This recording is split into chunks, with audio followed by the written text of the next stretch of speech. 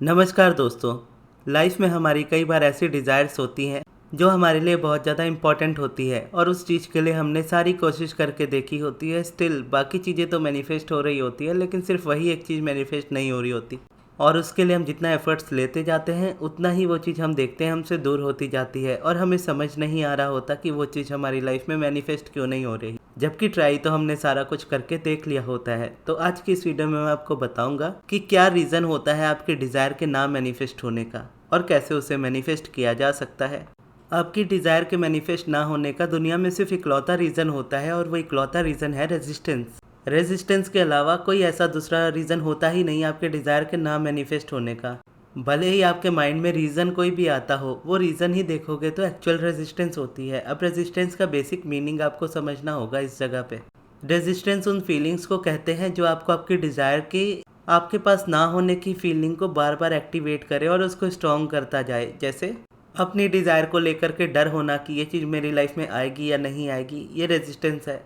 या stress, anxiety, या simple शब्दों में देखो तो जितने भी नेगेटिव इमोशंस हैं, अगर हम अपनी डिज़ायर को लेकर के अपने नेगेटिव इमोशंस को ज़्यादा ट्रिगर करते हैं तो हम रेजिस्टेंस वाले साइड में होते हैं और रेजिस्टेंस वाले साइड में रेजिस्टेंस ही मैनिफेस्ट होती है। यानी टाइम के साथ साथ वो स्ट्रेस, एंग्जाइटी, डिप्रेशन वो चीज़ें बढ़ने लगती है। वहीं अपोजिट इसके होता है अलाइनमेंट, जहाँ पे मैनिफेस्टेशंस होती हैं। अब अलाइनमेंट की फीलिंग्स कौन सी है? Love, self love, appreciation, Joy, gratitude, belief. जब आप इन फीलिंग्स में रहते हो तो आपकी लाइफ में सिचुएशंस ऐसी बनती है कि इस तरह की फीलिंग्स और ज़्यादा ट्रिगर होती है, यानी इस तरह की चीज़ें और ज़्यादा मैनिफेस्ट होती हैं आपकी लाइफ में। तो रीज़न इसका सिंपल सा हो जाता है कि अगर आप रेजिस्टेंस में हो तो आप अलाइनमेंट वाली चीज़ें नहीं मैनिफेस्ट कर सकते, अगर आप अलाइनमेंट में हो आप रेजिस्टेंस नहीं मैनिफेस्ट कर सकते। अब इसके लिए कई सारे लोग जब मुझसे सेशंस में भी पूछते हैं तो कई सारे क्वेश्चंस होते हैं उनकी लाइफ के रिलेटेड और उनकी सिचुएशंस भी होती है। तो मैं उनका यही हमेशा कहता हूँ कि सिचुएशन मैटर करती नहीं, क्योंकि सिचुएशन चाहे जो भी हो है वो एक रेजिस्टेंस ही। अब उसी को हम रिलीज़ करते हैं अपनी प्रैक्टिस के साथ। प्रैक्टिस मतलब माइंड हमारा कंटिन्यू एक तरीके से सोचता हुआ आया है और हम एक न्यू तरीके से अब सोचना चाहते हैं, तो हम एक कंटिन्यूस प्रैक्टिस पे जाते हैं।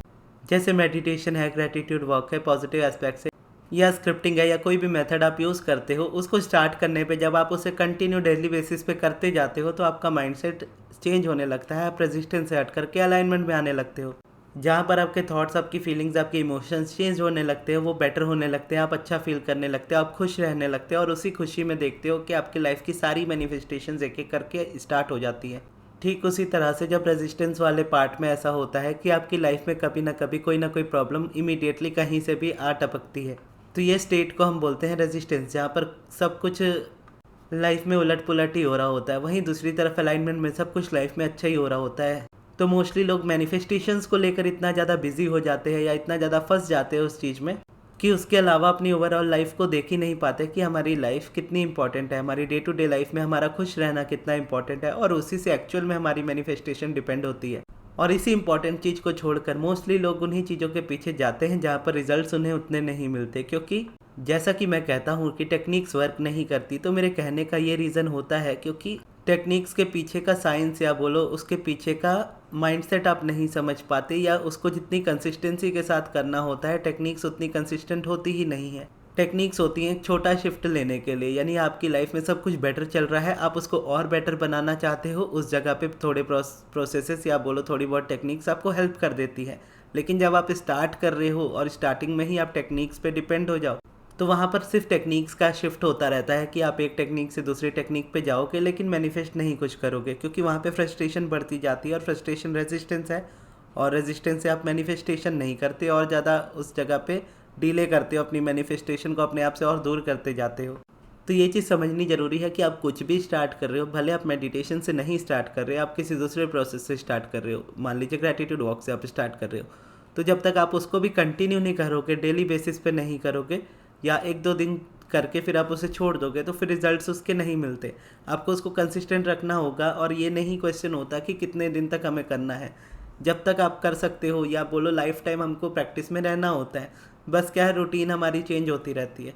तो ये क्वेश्चन अपने अंदर से इसका आंसर आता है कि हमें कब तक उस चीज़ को करना चाहिए। तो अगर आप इस तरीके की रूटीन को फॉलो करते हो जहाँ पर आप कोई प्रोसेस स्टार्ट करके उसको क्विट ना करो बल्कि उसको कंटिन्यू करते रहो, तो डेफिनेटली आपको 100% रिजल्ट्स मिलेंगे। और आप जो भी चाहते हो अपनी लाइफ में वो आप आसानी से मैनिफेस्ट कर पाओगे और दिखोगे और ये जान भी पाओगे कि एक्चुअल में रेजिस्टेंस के अलावा कोई दूसरा रीज़न नहीं होता आपके डिज़ायर के मैनिफेस्ट ना होने का। और जितना आप उस रेजिस्टेंस को रिलीज़ करते जाओगे उतना आपकी लाइफ में वो चेंज आपको दिखता जाएगा। तो ये थी दोस्तों हमारी आज की वीडियो। आपको ये वीडियो कैसी लगी कमेंट बॉक्स में ज़रूर बताइएगा और इस वीडियो को यहाँ तक देखने के लिए बहुत बहुत धन्यवाद।